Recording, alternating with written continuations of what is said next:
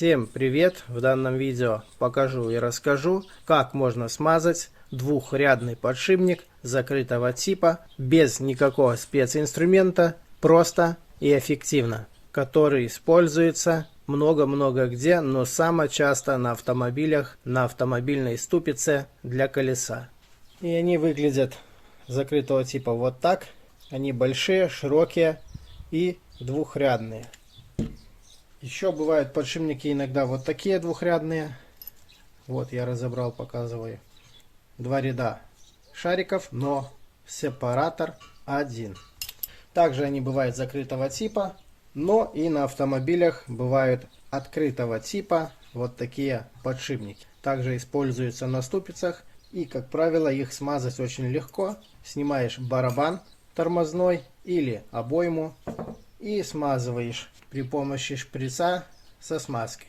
Обратно ставишь барабан или обойму и все, проблемы нет. Такой подшипник смазать уже сложнее. Итак, с чего состоит двухрядный подшипник закрытого типа? Данный подшипник состоит из обоймы наружной. Вот так она выглядит. С двух сепараторов с шариками. Сепараторы вставляются с шариками. С одной стороны в подшипник, с другой стороны в подшипник.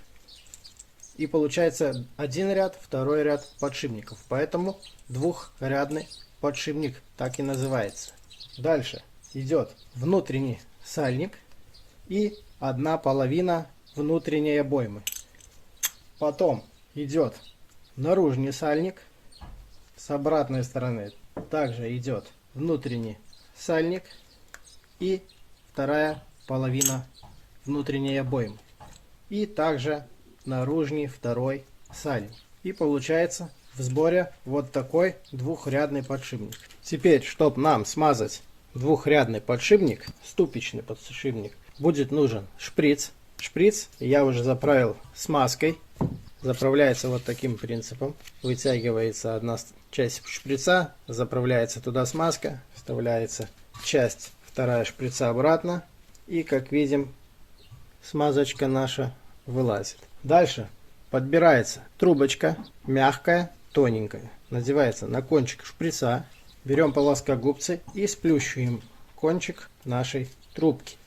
Вот до такой степени. Итак, подготовили наш шприц. Дальше наш подшипник состоит, точнее, внутренняя обойма с двух частей. Берем отверточку, всовываем отверточку между двумя частями внутренней обоймы, и получается у нас появляется вот такая щель. Теперь дальше берем шприц, вставляем кончик трубки в наш подшипник, точнее между обоймами, и таким принципом задуваем туда смазку, задвигаем смазку.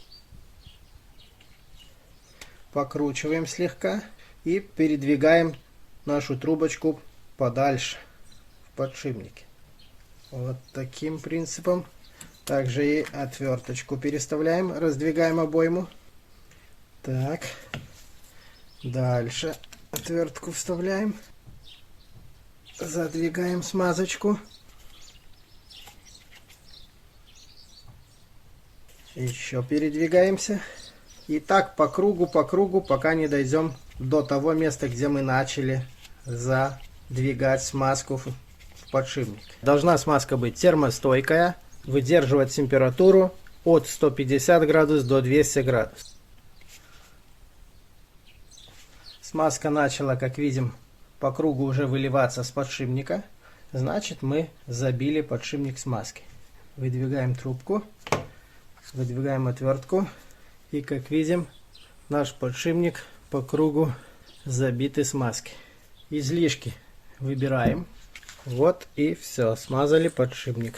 Вот таким принципом. После смазки немножко надо покрутить, подвигать внутреннюю обойму подшипника, для того, чтобы распределилась смазка нормально по всему подшипнику. Ну, как-то так. Как видите, очень легко и эффективно, без нарушения наружных и внутренних сальников, можно смазать подшипник двухрядный закрытого типа и использовать повторно. А на этом у меня все. Всем спасибо за внимание. Всем пока.